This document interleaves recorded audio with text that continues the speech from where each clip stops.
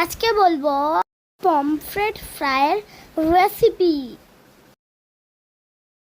মাছগুলোকে ভালোভাবে ধুইয়ে লবণ, হলুদ, লঙ্কা গুঁড়ো, লেবুর রস দিয়ে ভালো করে মাখিয়ে নিতে হবে।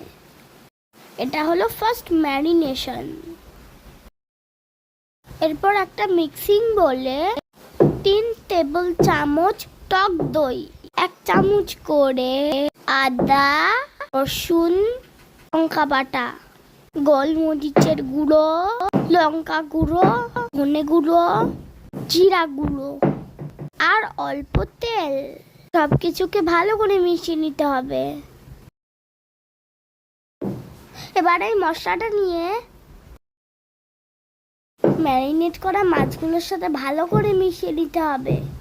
এবার মাছগুলোকে আধ ঘন্টা রেখে দিতে হবে। তারপর একটা প্যানে কিছুটা বাটার গরম করে নিয়ে মাছগুলোকে দিয়ে দিতে হবে।